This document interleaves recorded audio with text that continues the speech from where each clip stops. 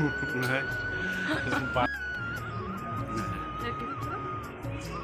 Nej, det tog. Här!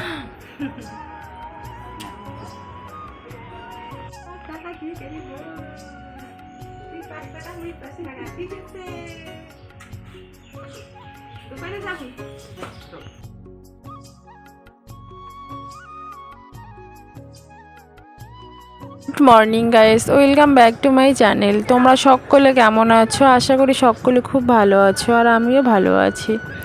তো আমি কিন্তু আবার একটা নতুন ব্লগ নিয়ে চলে আসলাম। আজকে হচ্ছে বুধবার। তো বুধবার বড়বাবু কিন্তু এসেছিলো সোমবার দিন সকালবেলা, মানে যেদিনকে আমাদের অ্যানিভার্সারি ছিল সেদিনকে আসছে। আর আজকে হচ্ছে বুধবার, তো দুদিনের জন্যে কিন্তু বড়বাবু এসেছিলো। অ্যানিভার্সারির জন্যই কিন্তু আমাকে সারপ্রাইজ দেওয়ার জন্য আসছিলো, মানে ম্যানেজ করে আসছে। আজকে হচ্ছে সেই দিনটা, যে দিনটা হচ্ছে আজকে বড়বাবু চলে যাবে। মানে মনটা অতটাও ভালো নেই। আজকে আবার জামাই ষষ্ঠী। তো আমাদের বাড়িতে সেরকম করে জামাই ষষ্ঠী হয় না, কোনোবারও হয়নি, তো করেই না বললেই চলে, আমাদের মধ্যে নেই।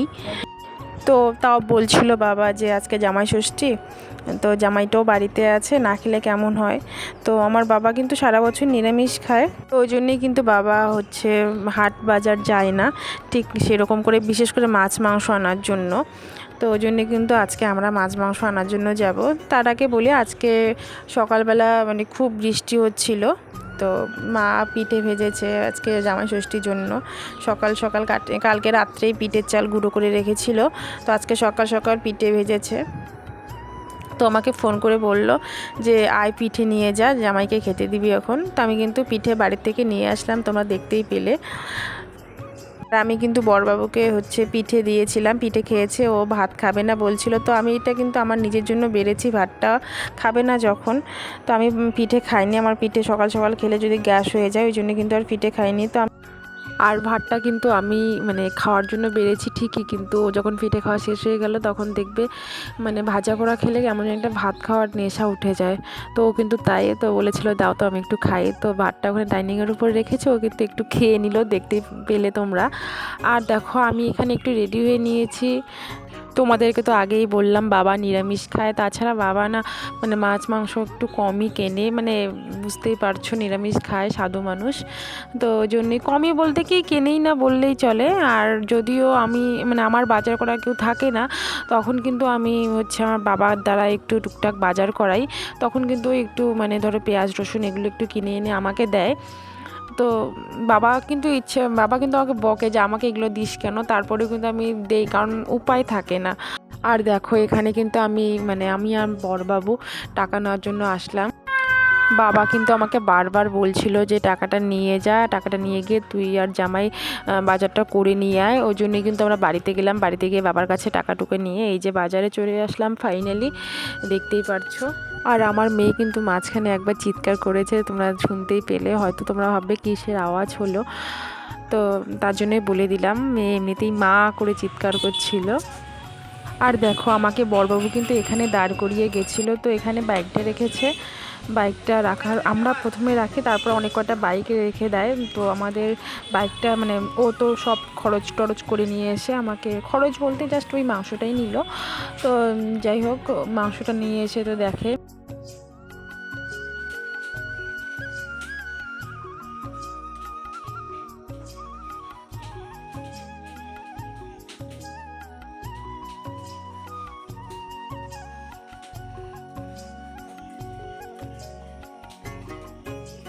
তো দেখো বন্ধুরা আমরা কিন্তু বাজার থেকে বাড়ি চলে আসছি।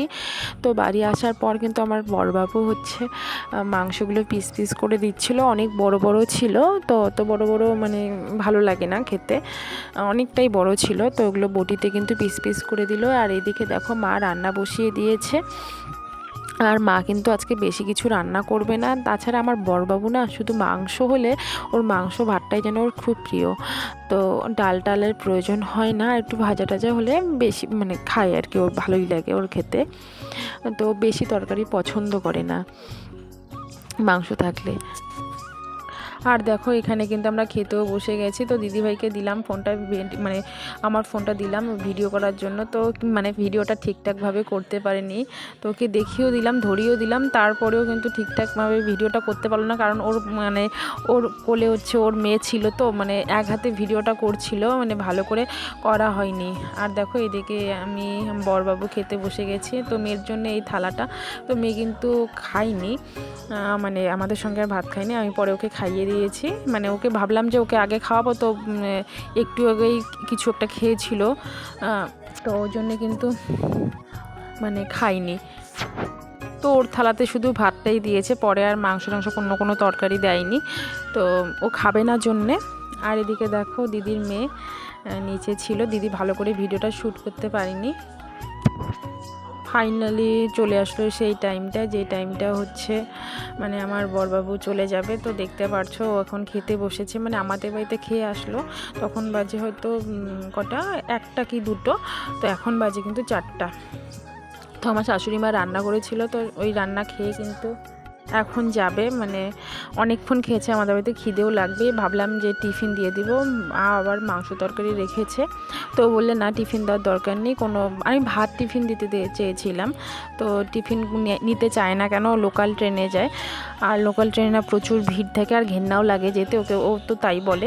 আমি লোকাল ট্রেনে কোনো দিন যাইনি, আর তাছাড়া ও লোকাল ট্রেনে যাওয়া আসা করে কেন বলো তো, ও তো নির্দিষ্ট টাইম নেই যে আমি আজকে যাব বা কালকে যাব, যদি এরকম টাইম থাকতো তাহলে কিন্তু ও রিজার্ভ করেই যেতে পারতো, আর ওই জন্য নির্দিষ্ট কোনো টাইম নেই জন্যে কিন্তু হচ্ছে ও লোকালে যায়।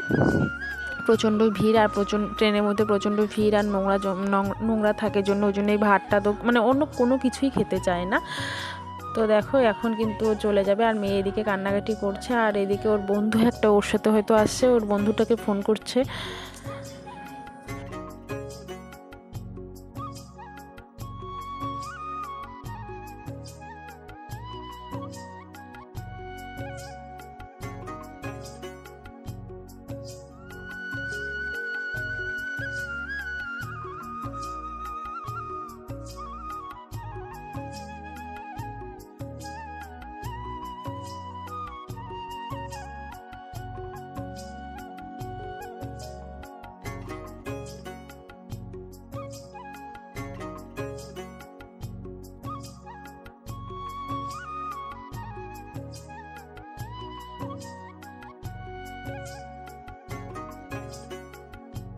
ওর সঙ্গে কিন্তু আমরাও বাইকে বসে পড়লাম। ওর বাবা বলছিল যে ওইদিকে দোকানের সামনে নামবা এখন, তো ওখানে কিন্তু আমরা গিয়ে নামলাম।